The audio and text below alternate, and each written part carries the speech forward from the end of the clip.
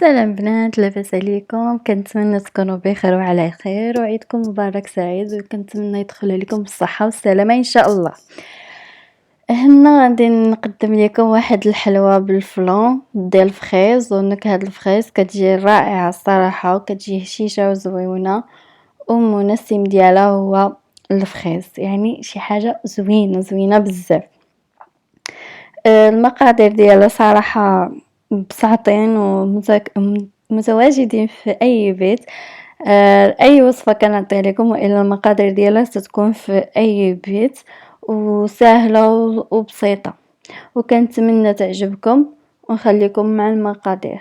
هنا عندي واحد 5 ديال البيضات، وعندي جبانية ديال الكوك، وعندي جبانية ديال السنيدة، وعندي 2 خمارات، وعندي الزيت حتى هو جبانية، وعندي نكهة الفخيز و2 ديال الفلون و250 غرام ديال الزبدة. انا غنقولهم لكم بالغرام.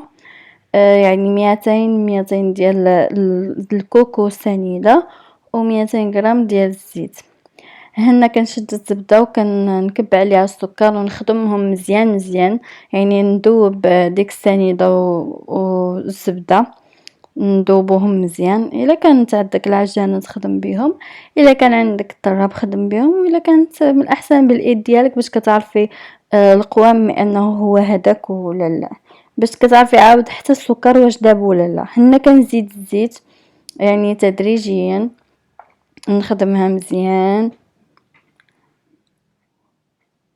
ونمعكها يعني مزيان، نمعك الزبده مزيان. هنا نزيد البيض ديالي 5 ديال البيضات، وإلا بغيتو يعني قوام كتر كتزيدو كدوبلو هذا المكونات. هنا صراحة هاد المكونات غيخرجوا لكم بخير والبركة. هنايا ندوب الزبدة عاود مزيان مع البيض، ندمجهم مزيان، وفي هاد الاثناء نزيد الكوك ديالي. صراحة الكوك كيعطيها واحد الهشاشة، واحد النكهة زوينة بزاف صراحة، كتتفاعل مع الكوك.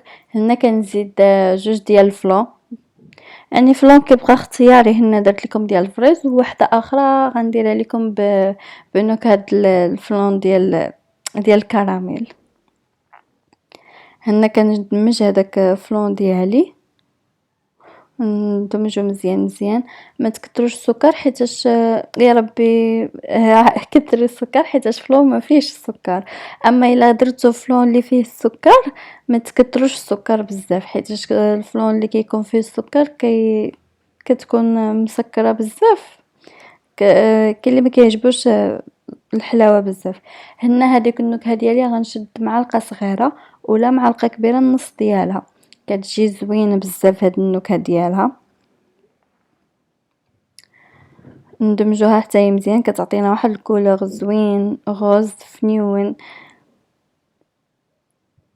وهنا نزيدو الخمارات ديالنا 2 باش كتعطيها واحد انتفاخ زوين.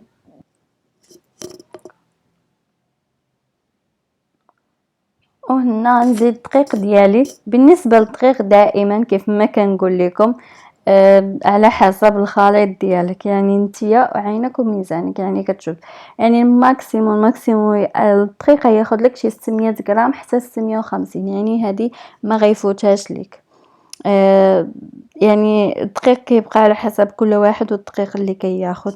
ما كنبغيش يعني نعطيك بزاف غتجيك مدقسه تقول ما عطاتنيش مزيان، غتجيك خفيفه ما عطاتش مزيان. المهم ما كتفوتش 650 غرام. هنا كيف ما كتشوفوا القوام ديال العجينه كيف داير.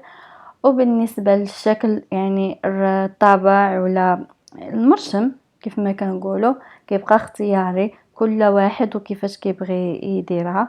هنايا هاد الطابع الصراحه هنا فيه 2 يعني زويون، خدمت بهم 2 بهم، يعني درت النص هكا والنص هكا.